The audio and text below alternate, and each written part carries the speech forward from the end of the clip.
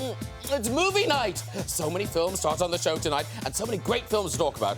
I'm here with my date, Dame Helen Mirren. I'm all set. I've got my popcorn, I've got my drink. All I need now is a snog with my date. Charming. Let's start the show!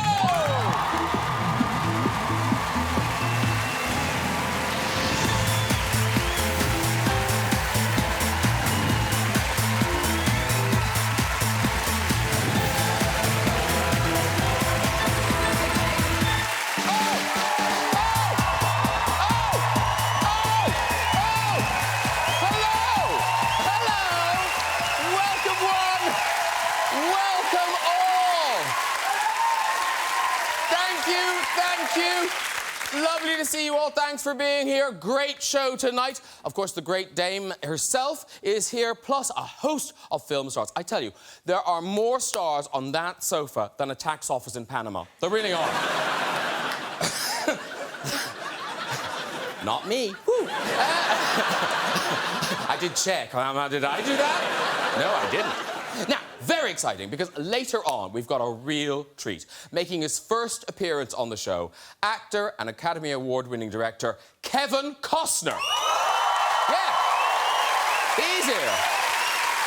But who's coming on first? From slow to superstardom, this man has won BAFTAs, Golden Globes and Emmys, and is one of Britain's greatest comedy exports. Please welcome Mr. Ricky Gervais!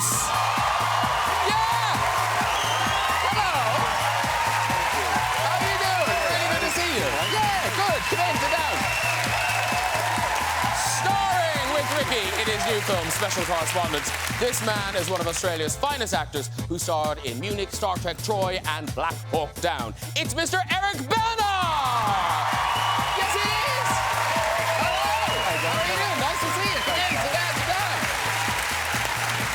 He went from Trainspotting to Moulin Rouge and Star Wars as the young Obi-Wan Kenobi. Now he's starring in the new Le Carré thriller, Our Kind of Traitor. It's Ewan McGregor, everybody! New shoes? I'm really well. Nice to see you.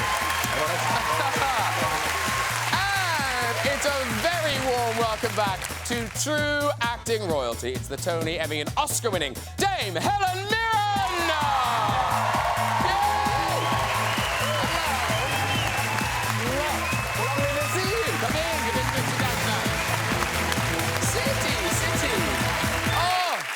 You all chose dark colours tonight. That was a good choice. Yeah. You look lovely. You stand out. You stand out. And they're not overcrowding you there on the sofa, the boys. I wish. He made me move up, but I'm on a crack. Move on down. Someone told me he was the only one on.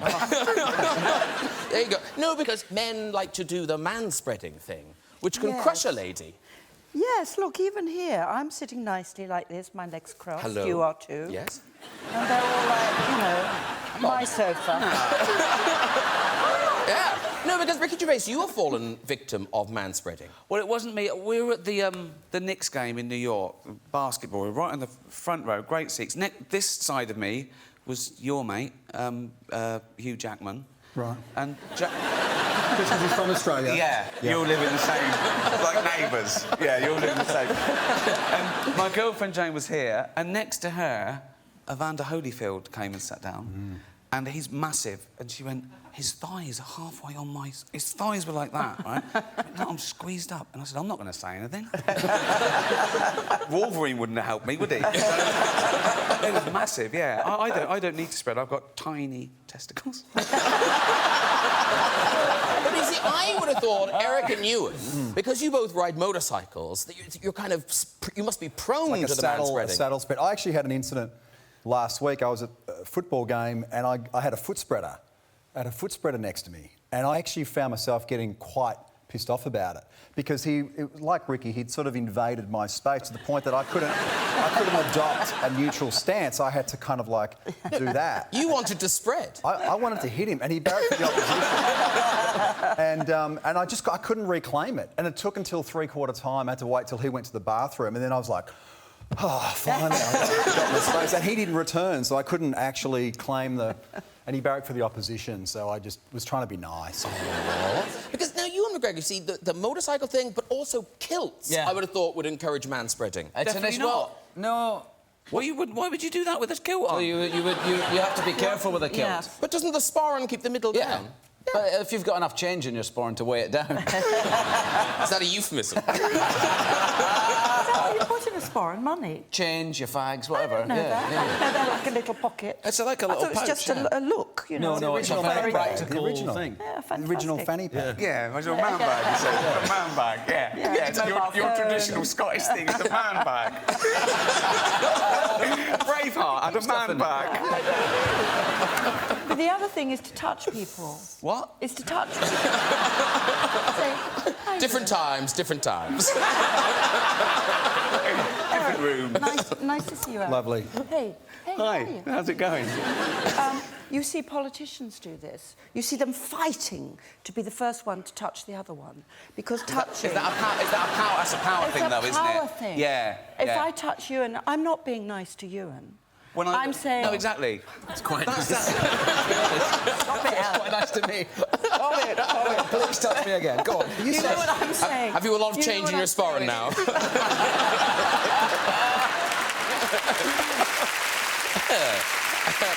Hey, we've got lots of movies to talk about tonight, so let's start with Dame Helen's new film, which is Eye in the Sky. I love this one. It's a properly kind of exciting, nail-biting drama about modern warfare with drones. I mean, tense. this is... And it holds you for the whole Yes, it does. It really time. does. It takes place in real time. The 2 hours that this operation takes to be completed is exactly the 2 hours of the movie. So. And it's a kind of forensic examination of all the decisions that have to go into something. Yes, extraordinary. I didn't know about this, and I think the majority of the audience won't understand. In a strike like this, specifically like this is exactly what would happen in terms of the chain of command, going all the way up to the Prime Minister if necessary. And nobody, as you see in the movie, quite wanting to make a decision. And it's a great cast of Americans and British actors, and we must mention the late, great Alan Rickman, who is perfect in Yes, this. fantastic. I mean, His last film. it's a brilliant, fitting final performance, isn't It is. I think it's a movie he would be very proud of in the sense that he would appreciate what the film was about and the way in which it tells its story. It doesn't take sides, incidentally. It makes no moral decisions. It just throws up the moral questions. But what I love about the film is it's Alan as I knew Alan. You know, I mean, he was a brilliant character actor, and we see him in Harry Potter and Die Hard, playing these extraordinary characters. That is Alan as he really is, you know, funny, urbane, intelligent, very human, and so it's really great to see him up there. Now, there is action in this film, even though, you know, you're in that room. But you have done kind of big action. You did the Red I did franchise Red, stuff. yes. But now, I hear, I don't know if this is true, that you are gunning to be in a big action franchise. Yes, Fast and Furious. I would love to be in Fast and Furious. You're not joking, are you? You're serious? No, of course. It's incredible fun to do those movies, aren't they? I mean, they're like just you don't act. For you. Now I'm interested. Yeah. No acting required, and it's amazing. They set all these things, and things explode all around you, and it's unbelievable fun. And that with cars, like that would be my dream come true. Really. I didn't know you love cars. I don't love cars. You like no. driving? I like driving. I'm not interested in cars as cars. You guys are, right? Some of you are. You're a racing driver. Yeah, I love cars, but I don't ever want to do a movie where you pretend to race cars because that would drive me insane. I'd like that. I'd be very offended. There's a guy come over and say, "Now, you familiar with a manual transmission?" Yeah. Ask that question. And But you can't... Can you not drive at all? I know. No, but do you know how? Well, I've seen people do it. But you don't have a license. What? You don't have a license. No. OK. You can't drink and drive, so what's the point? Well, that's kind of... Ricky and Eric, your new movie, Special Correspondence. Now, Eric, you did all your own driving in that, though, didn't you? yeah, there wasn't much. There was just one scene where we have a little getaway, and some people, claim to be nervous passengers, and you kind of go, "Oh yeah, whatever. I don't mind scaring them." But I genuinely, Ricky was so convincing. describing to me how scared I'm scared of roads. Like, really, really scared. No, And seriously, I'm scared of roads and speed and all that. And guns, I'm scared of guns. And I had to shoot a gun and jump into a Jeep that he had to... I found out... I didn't even know he was a race car driver when I wrote the scene. And then that worried me. But he was really good. You thought I was going to... And I was so... I went the other way. I was like, he's going to really, really get scared here if I try and scare him. So I took it really easy on him, actually, because I was worried he would go to his trailer and just not come back. He drove with one hand and the other hand just comforting me. Manspreaded. Our knees were touching. I said, it's all right. Well, you're making the film sound very exciting.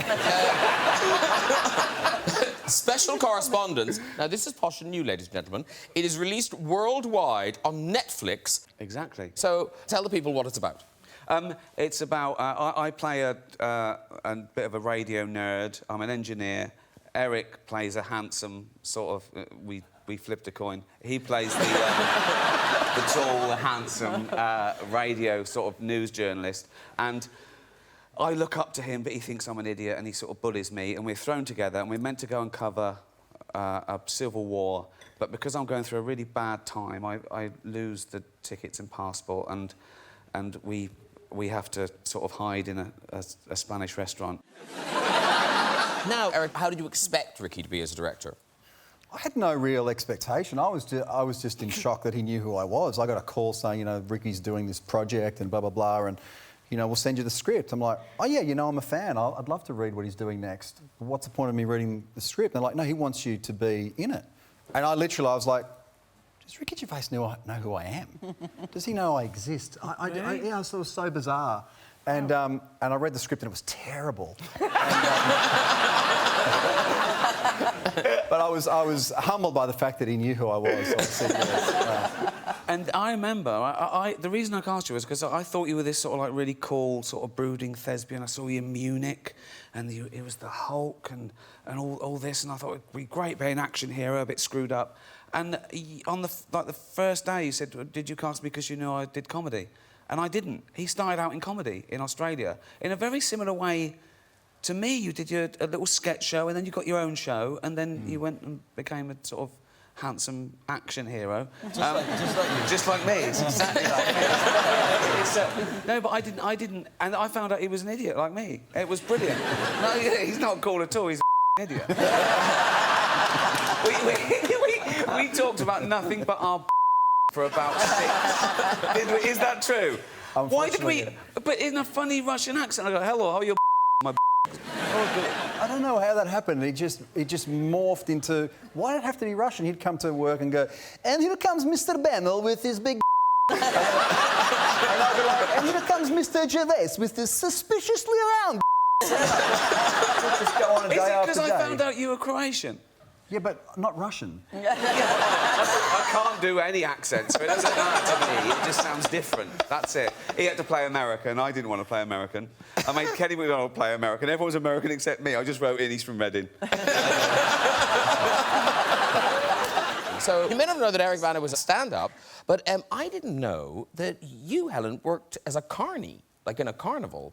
Well, in the Kurzel in Southend-on-Sea, which sadly is closed now. But it was it was a fun fair thing. OK. Permanent fun And what did fair. you do? I worked on a dart stall, and I worked as a blagger to get the people to come to the dart stall. And so... You seem a bit posh to do that. She was common then. I was common then, actually. Not really, but, you know, I did live in Southend-on-Sea. It's lovely. Southend-on-Sea is fabulous. It's Saint-Tropez. You know, the British Saint-Tropez. It is. And how did you encourage people to play darts? I'd shout at them incomprehensibly. What would you say? I'd say, excuse me, sir, excuse me, did you blag in at the gate? Did you? No, I'm sorry, did you? Did you blag in at the gate? Because you have to, you know. You have to blag in at the gate. If you haven't, you know... sorry, I'll explain. If you could just come over here, I'll explain what it is. Did you blag in at the gate? Anyway, we've got a great stall here. We've got fantastic products. So just shout anything to get them to come over. And that would work? Yeah, because if you're asking a question, you know, people are, what did you say? How weird were the men that they needed to be asked twice to come over to you? Yeah, a beautiful lady, darts, what's not to like? Yay! I assume it was rigged as well. Aren't they? It was just too... nobody ever won. Sometimes that you sounds feel rigged sorry to me. for...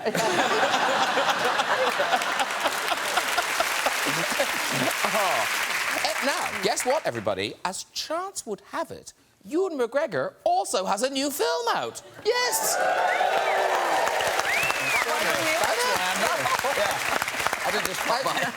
I feel a fool. Don't feel a fool. No, I don't have one. Everyone else. Everyone's got a film.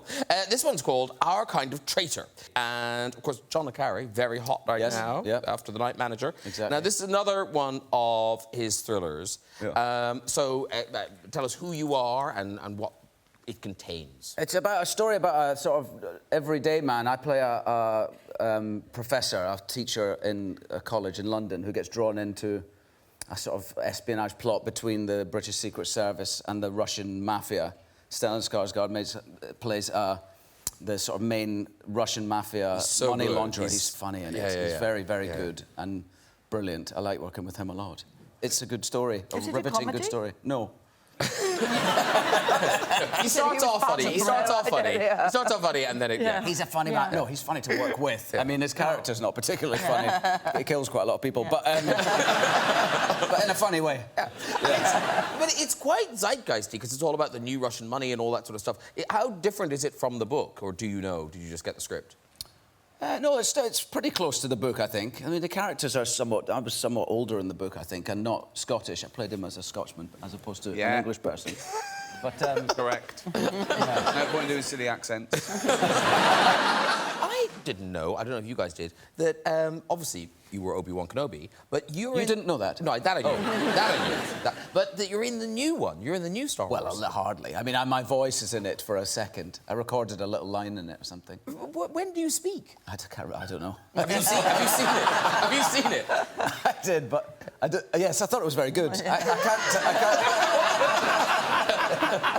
That line, excellent. You know that bit where there's a... I don't remember where I speak. No idea. But Alec Guinness speaks in it as well. Yes.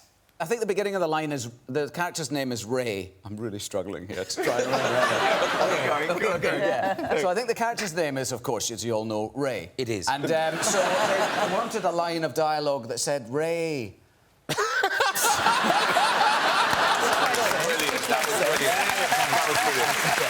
didn't say that. And then there's some other line that I say. Yeah. And... Ray, these are your first steps or something. What? Ray, these are your first steps. Or something. Something. That's what he said. Something, something, Ray, something. These are your first steps or something. That's Something. right, that's what he said. So they recorded me saying it, and then they found Alec Guinness saying, afraid. And they cut the A and the D off, and then they took the Ray out. So it's Alec Guinness saying, Ray. And then me saying that other line that you said. Yeah. Did you have to go all the way to Tunisia to do that, or did you... No, but it was obviously a very last-minute thing. I mean, J.J. Abrams emailed me out the blue. He got my email address from someone and emailed me, but it was about 2 weeks before the film was released.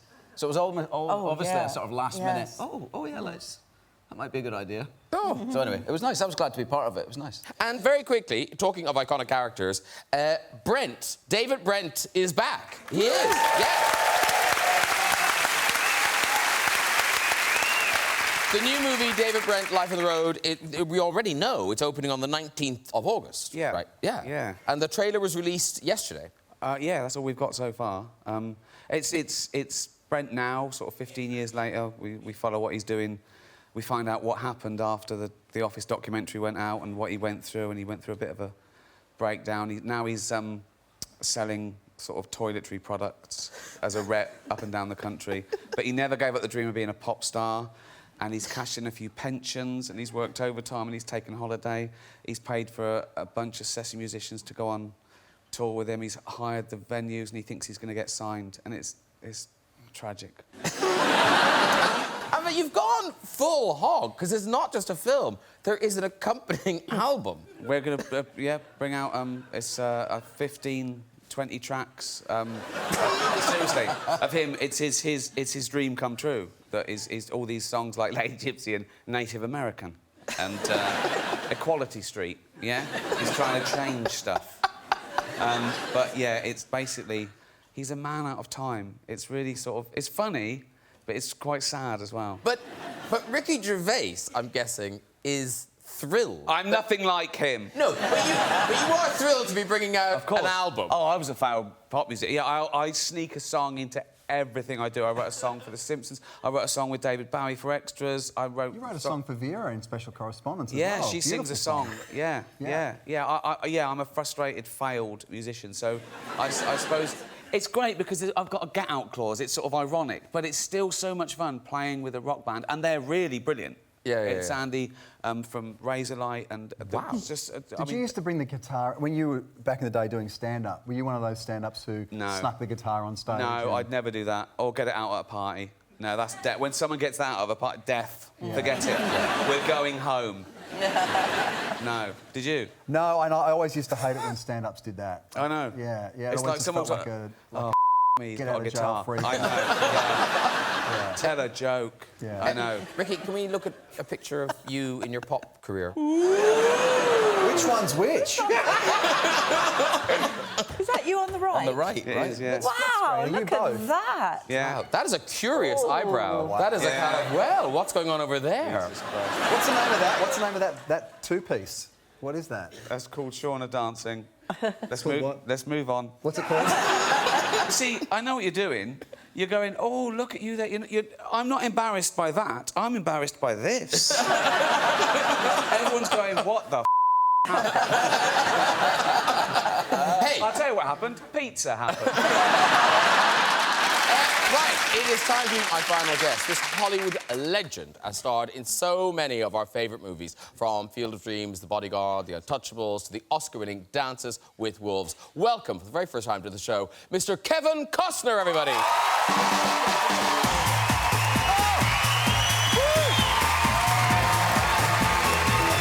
sir. Very, very nice to meet you. Come in, sit down. There you go. Kevin Costner, everyone.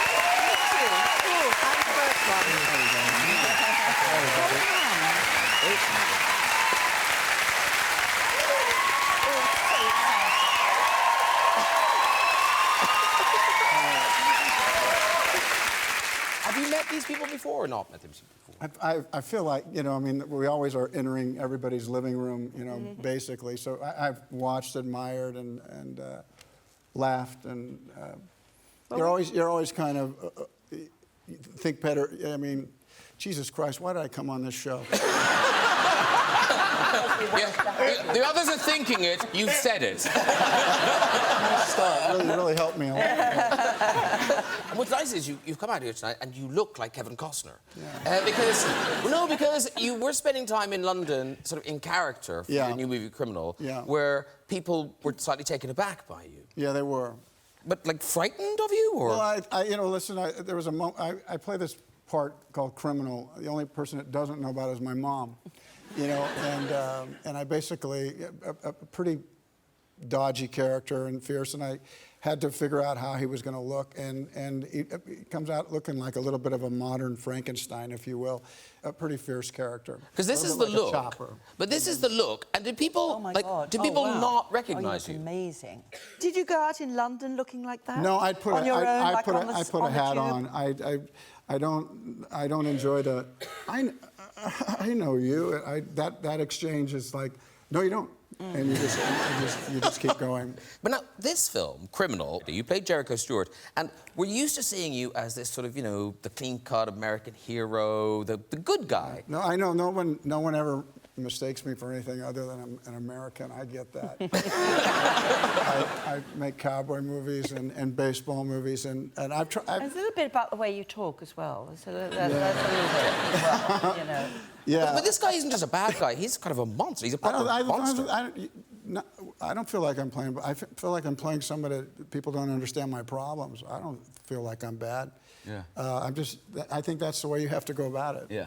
But in the film, there's a kind of a groundbreaking medical process. Yes, we have a big leap of faith movie here. You know, we're going to have to transfer someone's memory into mine, and if we don't, the city's in peril. So if you make your jump over that, that's what happens. I love it already. I love that. That's fantastic. Yeah. Someone puts a memory, someone else's memory in your... Yeah, I get Ryan Reynolds' memory. I get this. They'll be great memories. They'll be good memories. Yeah, I have a few myself. I get little flashbacks, and so the problem is that my character is not a controllable person, and so when he finally gets himself on the streets being a lifelong criminal, he realizes that people don't care about him. Everything that he does goes back to the street and how he survives in prison. When you were coming on the show, we were, talking about your movies in the office, and not only is it lots of people's favourite movies, but for one actor, it's an extraordinary hit rate, massive hits. And yet, when you think about them, films like Fields of Dreams, Dances with Wolves, even a Robin Hood reboot, they're not obvious box office gold. How did you get them made? How did you pick them? Well, some of them I actually had to put my own money into. I had to buy my own parts, actually. A lot of the movies that I've done, Field of Dreams, Bull Durham, Dances with Wolves, were movies that were rejected by the studios. And Bull Durham somebody wouldn't give us $4 million for Bull Durham, and ended up making like $300 million. And Dances with Wolves was a movie that was turned down twice by the studios. I guess I didn't hear them the first time. And you directed. I directed it, Dances with Wolves and I've directed 3 movies, Yeah. mostly stuff with horses. That's Brilliant. You can't imagine how you inspire. I remember when Dances with Wolves came out. I was at drama school, and how inspiring it was for all of us to see that movie, to know that you directed it and acted in it, and for us it blew our minds. Yeah. I remember very that was I got to tell you, we all have friends that you start with, and it's like, who gets there first, right? Who gets to the finish line? And then there's a lot of our friends behind us, and we find a way to try to help them if we can. And I remember one of my friends was a writer, and of course I sent him on a lot of jobs, and every report that came back was he just pissed everybody off. And finally he came over and he goes, I hate Hollywood, I hate all you people. And I said, you know what, I tried to help you, man, and I said, some of these people you're talking bad about are actually become friends of mine. And I said, and I don't understand this whole thing about Hollywood. I said, maybe you're, even though a writer always thinks the last thing they wrote is the very best thing they wrote, I said, maybe it's just not good enough. And he kind of said one more thing to me, and it just really crossed the line. And he's a kid from the 60s, so to speak, a protest march or anything, and it's very easy to put Hollywood down. But he crossed the line with a friend of me, and I don't know what happened, but I had him up against the wall. And I said, look, I know. I did. I said, would you just quit putting everybody down? I said, quit writing things that are 120 pages long, because in our vernacular, that means a script. I said, and if you really want to write something that's 88 pages or 888. And I realized I had my hands on him. I set him down. I thought probably we had lost our friendship. And of course, a week later, he says, hey, I don't have a place to stay. Could I stay at your house? So he stays there for a couple of months, and he's writing every night. He says, will you read what I wrote today? I said, no. And this went on, and finally started reading to my daughter, who was like 3, every night. And finally my wife said to me, look, he's in his room reading, he has to go. And I finally said, yeah, too much, you got to go. So away he went. He left what he had written, and he went down to Arizona, and he was working in a Chinese restaurant. If you've ever worked in a Chinese restaurant, washing dishes, there's a lot of them. And he would call me, he said, have you read it? Read what I wrote? I said, no, I don't really like you anymore. And he goes, well, I'm cold. I'm working at this place, and I'm having to kill raccoons and work at this Chinese restaurant. And I said, so I sent him a sleeping bag. I sent him stuff. And he said, did you read what I... And finally I read it, and it was Dances with Wolves. No. When you have that situation, somebody that, you start with, I was never so proud of somebody. I said, you did it, man. You really, really did it. I said, I don't know how I'm going to do it, but I'm going to make it into a movie. And that's that was a story of actually a lot of my career. So many of those movies, That's amazing. That's I pushed, great. had to push them up to the point It is where an extraordinary. Great story. And did he get an Oscar as well? He did. Like that is amazing to go from killing raccoons and washing dishes to winning an Oscar. It was already amazing before the punchline that you wrote. Yeah, It was. It's like absolutely. I never help people. No point. Come on. There's a thing in the DVD extras. There's a thing where you're directing the film, but there's a bit where you're having to direct wolves. Yeah. And you were having to, like, encourage the wolves. Sit. Yeah, well, you know, I tell you, I remember when we got these wolves, they were real wolves, and I don't know, you ever think of, like, salesmen who, like, you know, carpet thing? Vacuum cleaner guy. You're fired. Yeah. You're the worst salesman ever. That's terrible.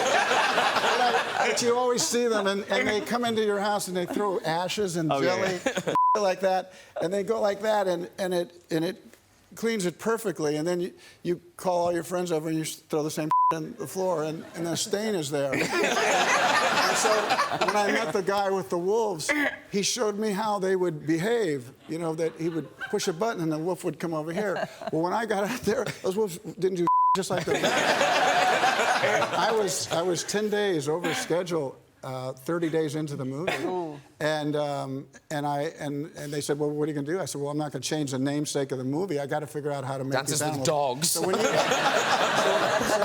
you know, listen, when it's your money, you make everything how you make them. You know, They you like just their belly do what being you have rubbed, to do. apparently. What's that? They like their belly being rubbed. No, it's true. Doesn't everyone? Yeah. Yeah, but these were real wolves. Just No, before they the eat real you. wolves do. Yeah. My girlfriend got me a present to go with these wolves. They weren't tame, but they were socialised. Yeah. And they were... No, that means they just don't kill you yet. And they were huge, and they like having their belly rubbed. I've tickled a wolf's belly. Was it the belly you were tickling?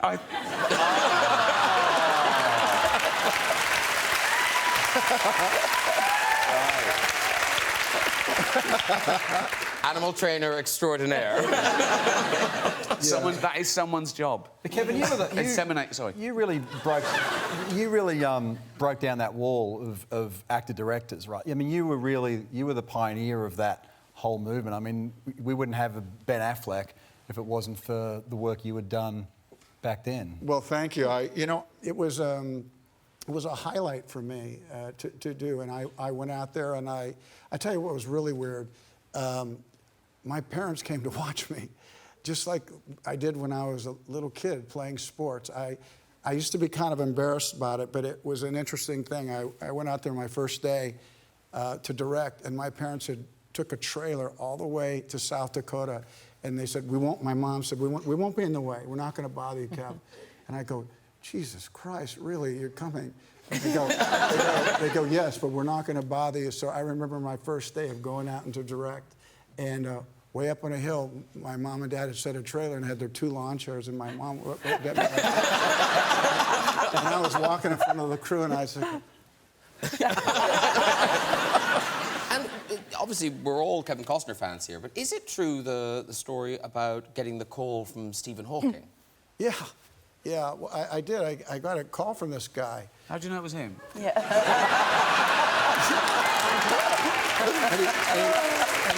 And I thought I knew who he was, but he said he wanted to come see me, and so he comes in my driveway, big van, and they bring him out, and there's like 9 people, and he comes into my living room, and I didn't really know how to talk to him. I mean, he has an IQ of 169. I have a 69 IQ. and you're trying to carry a conversation, but it was difficult. And finally, I just got a little hip to everything. I said, so what's up, man? What is it you want to know? You know, and he goes, well, and he wanted to know about Whitney and the bodyguard. And I said, well, no, then let's talk about that, because if that's what this wants to be about, then that's what we'll do. And that's what we did. So we talked about Whitney for a while. And then he said he was going to go dancing. That is one of the oddest stories we've ever had on the show, but I love it. This is amazing. Yeah. This is like a real chat show, like chat shows used to be. If this were in America, we'd be dressed up as wolves dancing around for a YouTube hit the next day. That's quite a good idea. Right there. Listen, Kevin, good luck with The Criminal. Thank you so much for coming to see us. Kevin Costner, everybody.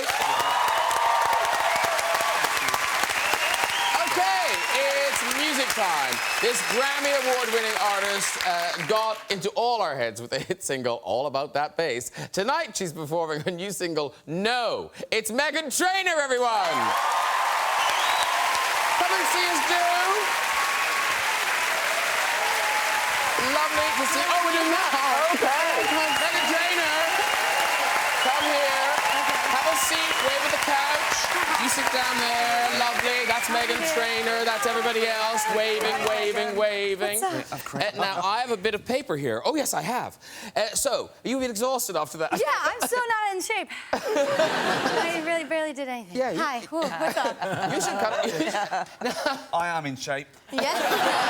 This is the shape that I like. Yeah.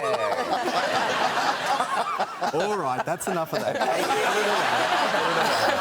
Thank you very much for coming to see us. Thanks I'm for sorry we having can't chat more, but we're out of time. It's been an epic chat tonight. So that is it. I'm afraid no time for red chairs either. Please... Oh, shut up! Look at that! That's why we come on. Yeah. We didn't want to see them. We wanted to see a woman from Slough in a chair. Please say a huge, huge thank you to my guests tonight. Meghan Trainor!